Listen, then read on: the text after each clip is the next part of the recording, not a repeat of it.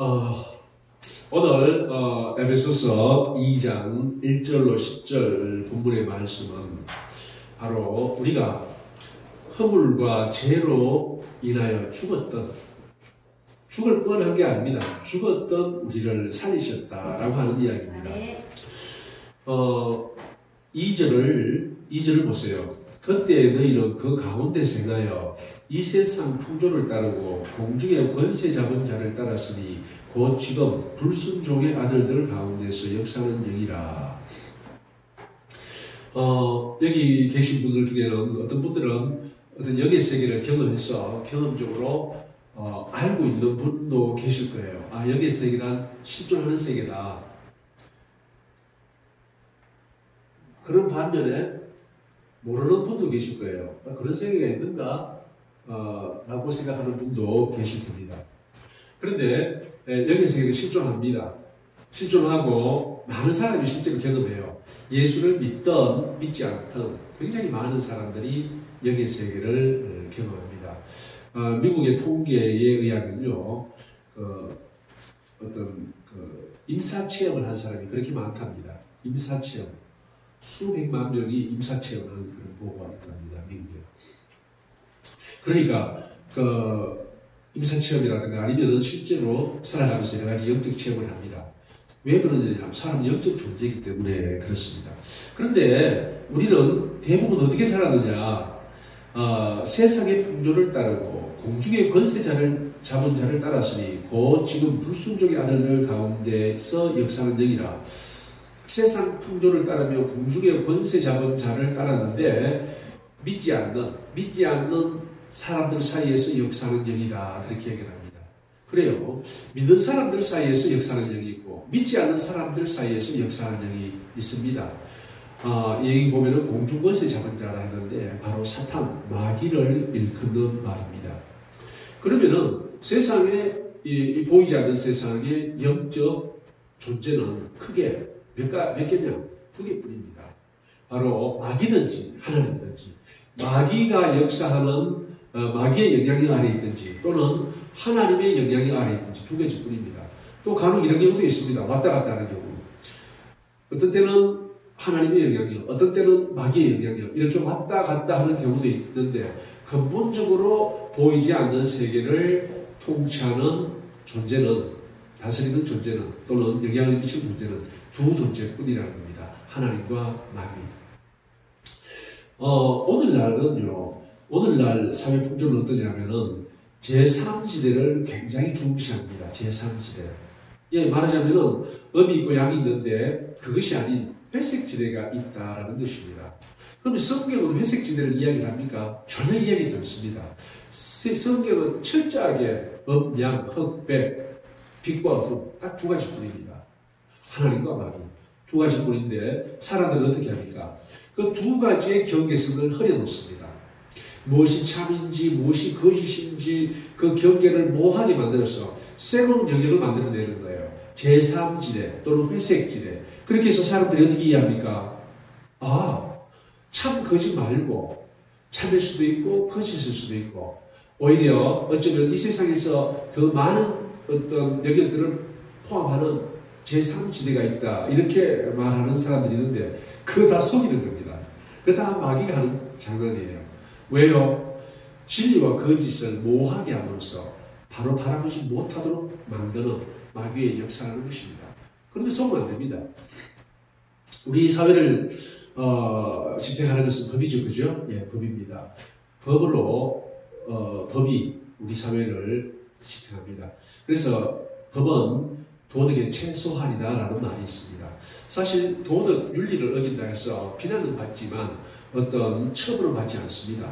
하지만 법은 그 도덕 중에서도 윤리 중에서도 우리가 반드시 지켜야 할 최소한의 핵심적인 부분 보통 이렇게 말하고 있는데 예, 그래요. 그 법에서 그러면은 이 제3지대에 대해서 어떻게 이야기하느냐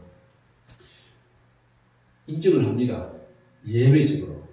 원칙적으로는 인정을 합니다. 원칙적으로는 딱 분명하게 명확하게 선언을 하고 선포를 합니다. 하지만 인간 세상이 복잡하다 보니까 인간의 법으로서 일목요연하게 어떤 통제할 수 없는 그런 부분에 있어서 예외적인 규정을 둡니다. 그 말하자면 우리가 사는 세상에서도 기본적으로 예외적인 규정이 아닙니다.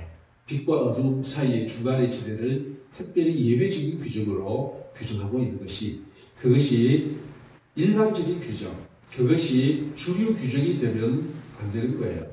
대표적인 것이 뭡니까? 성주류와 정책, 성주류와 정책.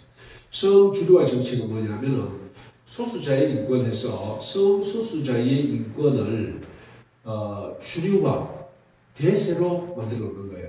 원칙으로 만들어 놓는 거예요. 예. 그런데 어떻게 됩니까? 당연히 이 사회에 대다수를 차지하고 있는 사람들의 어떤 관점이 주류가 되어야 되는데, 일반적이 되고 저게 예외적인 경우가 되어야 되는데, 성주류라는 것은 저런 소수자의 어떤 독특한 비윤리적인 생각들이 또는 반사회적인 생각들이 주류를 이루는 거예요. 중심을 이루는 거예요. 그럼 어떻게 됩니까? 어떻게 되겠냐? 사회가 엉망진창되는 거죠. 그런데 성경은 뭐라고 말하느냐? 그 모든 것, 허리거나 아니면은 그렇게 세상 사람들 사이에서 역사하는 영은 공중권세 잡은 영으로서 바로 마귀다라고 분명하게 이야기하고 있습니다. 그런데 이 마귀의 역사를 우리는 몰라요. 그러니까 그 사람들은 몰라요. 그 사람들은 그것이 옳다고 생각하고 믿고 따릅니다.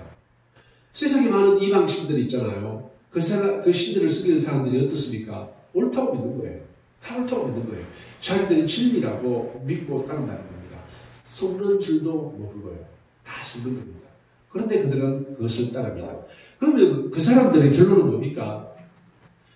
1절 보세요. 그는 허물과 죄로 죽었다. 죽었다고 합니다.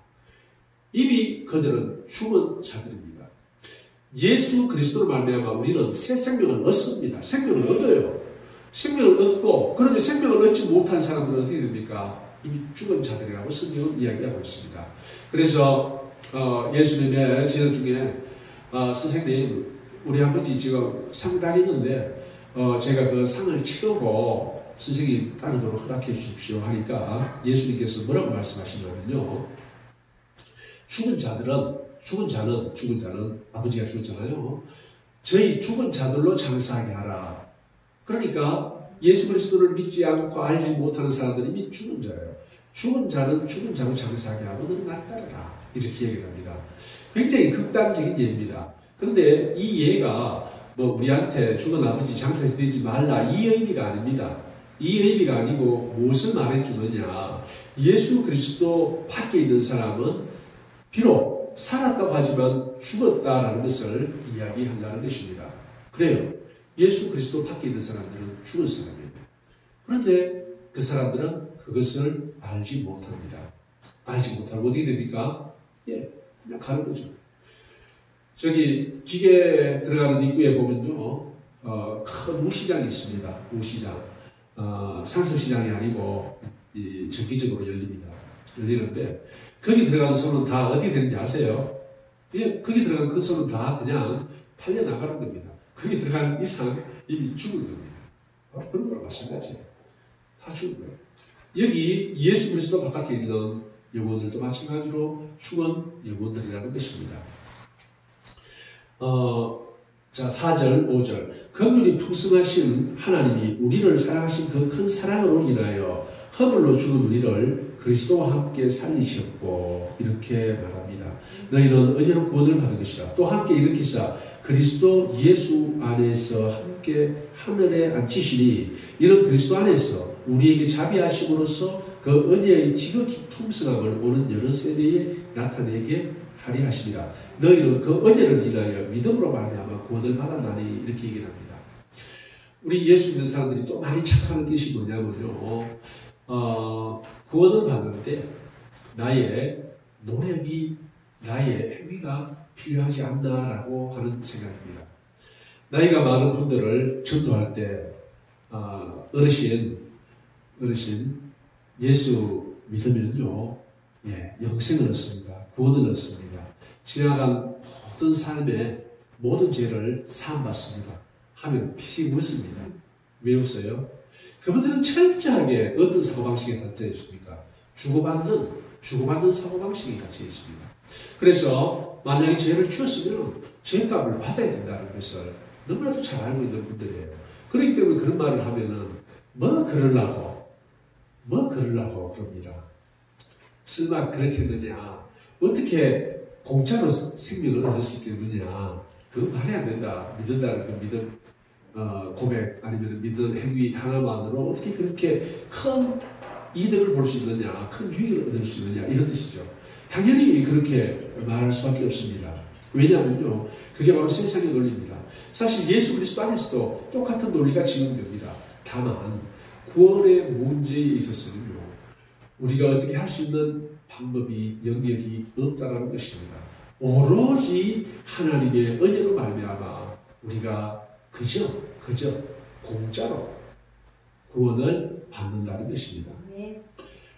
은혜가 바로 공짜입니다. 공짜로 그냥 주시는 거예요. 우리의 삶을 한번 생각해 보십시오. 우리의 삶을. 우리가 예수를 믿게 된 이유가 무엇인가? 나는 어떻게 예수를 믿게 되었는가? 뭐 접도 받아갔든지, 아니면은 뭐 여자 꼬시러 갔든지, 아니면은 뭐 심심해서 따라갔든지, 아니면 어릴 때 뭐 준다고 하니까 갔든지, 뭐 여러 가지 이유가 있을 것입니다. 하지만 예수를 믿고 난 후에 그분과의 교제 속에서 점점 믿음이 자라나고 나중에 하나님과 교제를 나눈다면, 그리고 정말 하나님의 세상을 경험한다면 그의 사고방식은, 그의 인식은 완전히 달라집니다. 새로운 생각을 갖게 됩니다. 내가 비록 무엇 때문에 교회에 첫 발을 내디뎠지만 결국은 하나님께서 창세 전에 나를 위하여 예비하신 하나님의 크신 사랑이었구나 라는 것을 깨닫게 된다는 것입니다. 그 이유는 어떻게 됩니까? 오로지 하나님의 은혜와 사랑을 찬송하며 또 하나님의 뜻대로 살려고 애쓴답니다. 예, 그게 바로 우리 믿는 사람들의 이 믿음을 가지고 또 믿음이 자라나고 믿음이 성숙하고 하는 과정이라는 것입니다. 결국 모든 것은 하나님의 은혜로 말미암아 우리가 하나님 앞에 설 수 있다는 것입니다. 여기에서 우리의 어떤 의지나 노력을 내세울 수는 없습니다. 사실 우리가 그리스도 안에서 살아갑니다. 살아가는데 살아가는 것도 하나님의 은혜입니다. 근데 또 우리는 이렇게 착각할 수가 있는데, 내 열심히 노력하고 내 의지적으로 행동해서 이렇게 그리스도 안에서 살아가는데 이게 어떻게 하나님의 은혜라는 말인가 이렇게 생각할 수도 있습니다. 그런데요, 하나님께서 우리를 지금 보호하고 계세요. 여기에 눈이 열린 사람은 볼 수 있어요. 하나님이 보호하고 있어요. 옛날에 저하고 같이 조금 같이 알고 지내던 친구가 한 번은 그래요. 비룡 형제 여기 지금 문을 열면서 형제 지금 여기 누가 문을 여는 줄 알아요? 그렇게 묻더라고요. 형가 문을 열고 같이 들어가면서 지가 문에 들어가고 제가 나중에 들어갔어요. 모르겠는데요 하니까 지금 내가 문을 열지만요 천사가 지금 여기서 지금 열어주고 있어요 하면서 그렇게 말하더라고요. 제 눈에는 안 보였죠. 그 친구가 그렇게 말했는데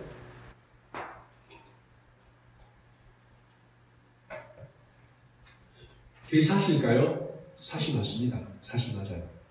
예수님께서 뭐라고 말씀하십니까? 작은 사람, 그러니까 고사를 끊는 과자 끊는 사람 의심되지 마라. 그의 천사가 매일 하나님을 뵙는다. 그렇게 얘기합니다.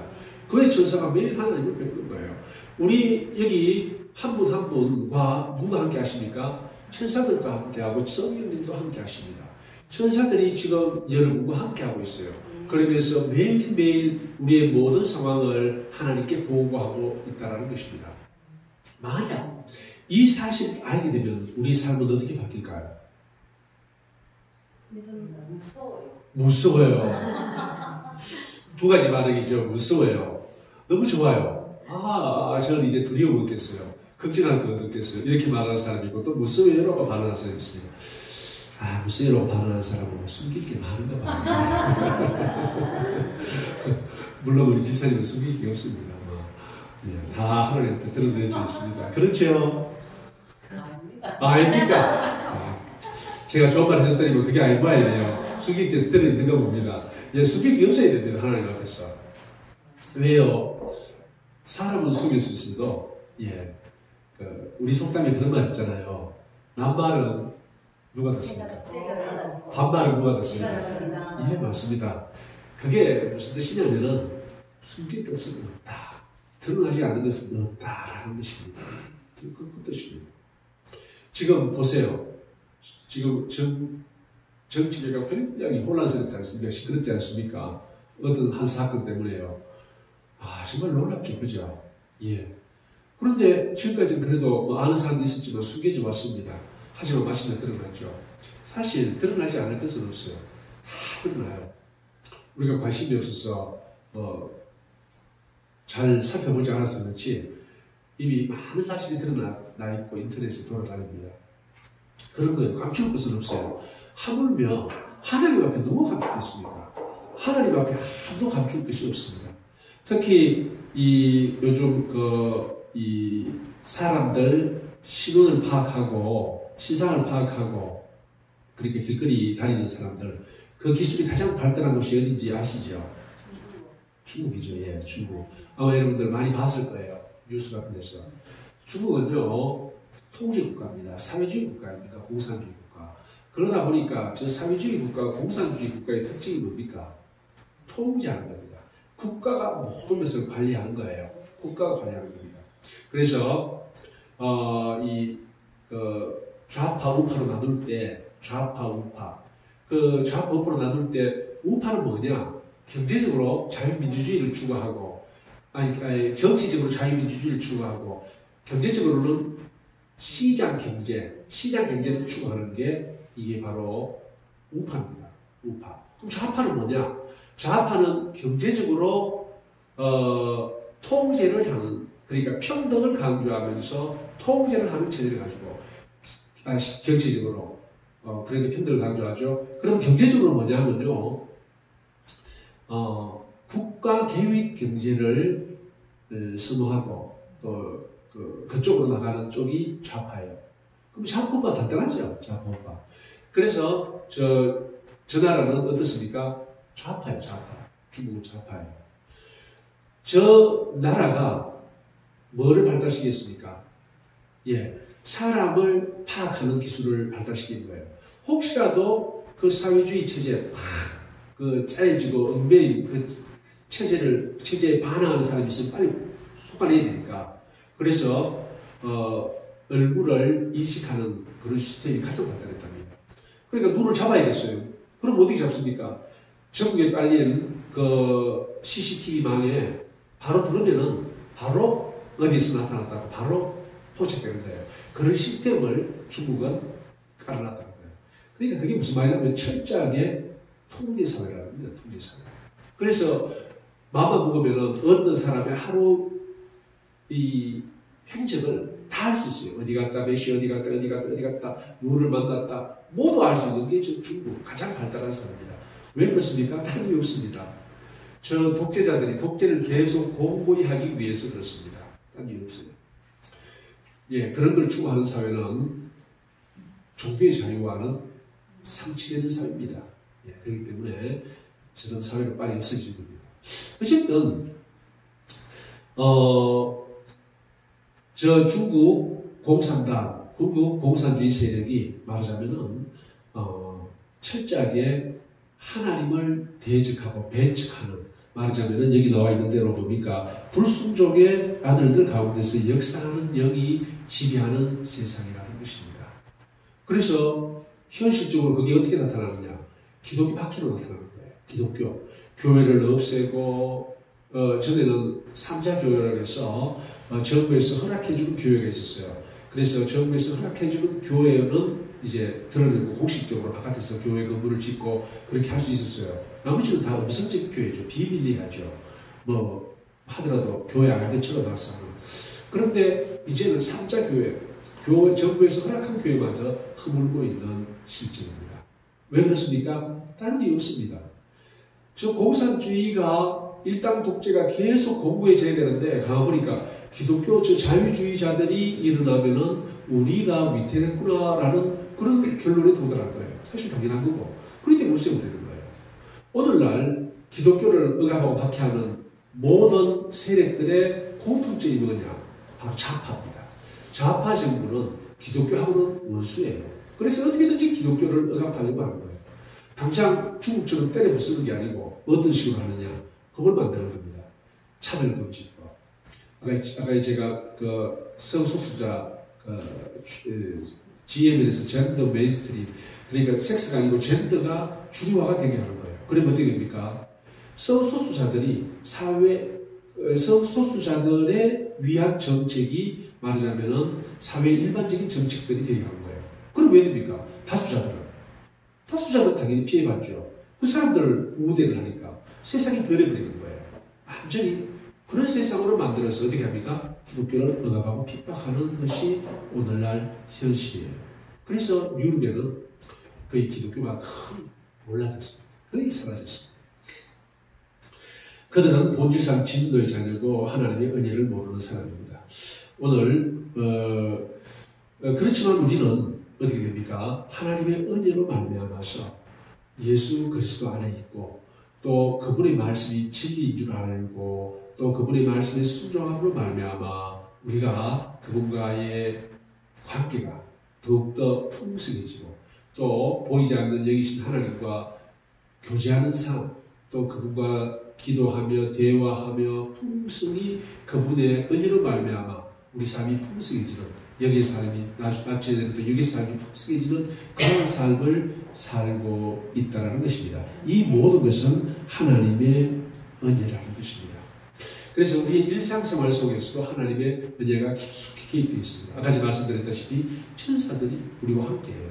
그러면 천사들이 어떻게 합니까?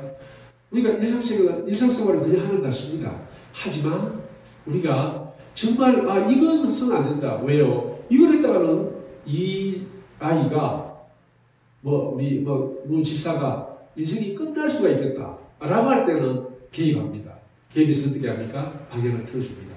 못 보게 한다든지 피하게 한다든지 여러 가지 기구를 줘요. 우리 집사님 한 분 이야기 아시잖아요. 여기 앞으로 가고 있는데 차가 바로 앞으로 나라가 들어와가지고 저 바닷가로 나라가 들어갔다 하지 않습니까? 몰바처럼. 그 차에 맞아서 바로 죽었죠. 그래 이렇게 가다가 차가 이렇게 지나가는 거예요. 보도로 지나가는데 딱 여기서 바로 요만큼 앞에서 차가 붕 날아가지고 앞으로 들어갔더라고요. 맞아서 바로 적사하죠. 또 어떤 일이 한번 있었습니까? 테트라포트에서 용감하게 뛰다가 떨어져가지고 테트라포트에서 뛰다가 떨어져가지고 죽을 뻔했죠. 예. 그 구조라는 사람이 어떻게 안 다치고 크게 안 다쳤냐 하면서 깜짝 놀라더랍니다. 좀 이렇게 다치긴 다쳤죠. 하여튼 하고 하나님이 지켜주시는 거예요. 결정적인 순간에 지켜주시는 하나님의 역사가 있다는 것입니다. 우리 그 집사님 우리가 다 잘 알잖아요. 그렇습니다. 그러니까 우리의 삶 속에서도 하나님이 개입하는데 어떤 결정적인 순간에 방향을 틀어버려요.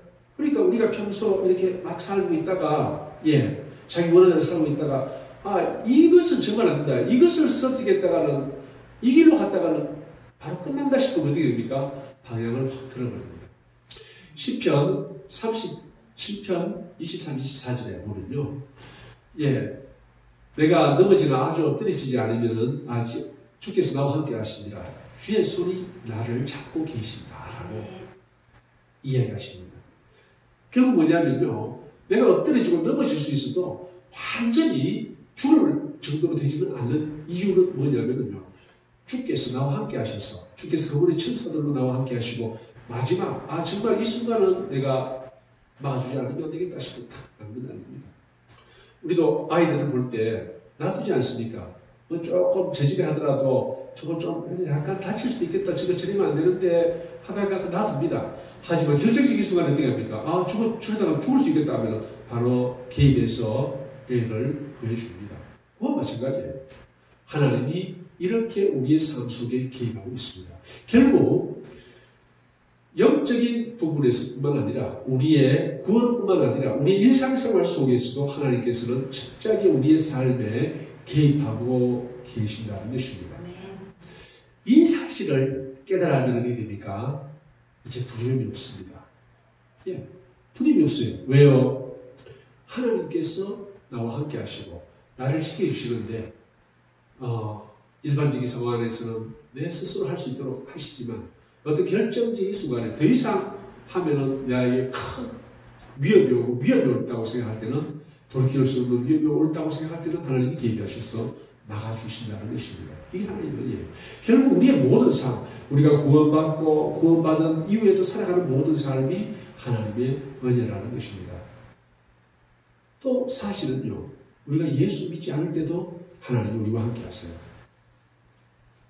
예수 믿은 이후에만 함께하는 것이 아니고 예수 믿기 이전부터 하나님은 그분의 천사들을 보내서 우리를 보호하세요. 누구를요? 예, 바로 구원받을 그분의 백성들과 함께한다는 거예요. 함께한다는 거예요. 복중에서부터 너를 알았다. 어떤 선지자한테 그렇게 말했습니다. 복중에서부터. 뱃속에서부터 이미 구별한 거예요. 그리고 야곱의 형 에스도 둘이 뱃속에서 싸우니까 그 어머님이 기도를 하는데 뭡니까? 작은 자가 큰 자보다 크다. 그런 얘기를 합니다. 그러니까 복중에서 이미 하나는 택함받고 하나는 버림받았다고 그렇게 나오는 거예요. 그러니까 이게 예수를 알든 모르든 하나님이 택하신 백성이 있고 그 택하신 백성들은 그분께서 함께 하시고 지켜주시고 보호해 주신다는 게 우리 성경의 가르침입니다. 여러분들도 마찬가지입니다.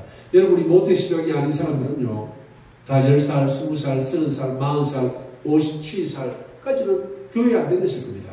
안 다녔지만 우리가 예수를 알지 못하던, 예수를 그리스도를 알지 못하던 그 시간조차도 하나님께서는 어떻게 해요? 우리와 함께 하시고 우리를 지키시고 보호하신다는 것입니다. 바로 그것이 성경이 우리에게 말해주고 있는 것입니다. 자, 그러면은 이제 우리가 무엇을 두려워하겠습니까? 사실 오늘날 우리 대한민국 정세는 정말 위험합니다. 굉장히 위험해요. 아는 사람들은 엄청나게 염려하고 근심하고 있습니다. 모르는 사람들은 몰라요. 하지만 아는 사람들은 압니다. 예를 들어서 김문수 전 경기도지사 같은 분, 그런 분들은 어떻게 얘기합니까? 이미 우리나라의 80%가 적화됐다라고 합니다. 적화됐다라고. 그럼 왜 그렇게 얘기를 하느냐? 우리나라 요직에 다 누가 들어가 있습니까? 그 586이죠. 예를 386이라든 그 세대들이 들어가 있습니다. 80년대 대학 다닌 요 사람들이 주로 뭘 했냐면요, 바로 주체사상을 공부했어요. 주체사상을. 80년대 대학 다닌 사람. 그 사람들이 노무현 정권 때 정권을 잡았어요.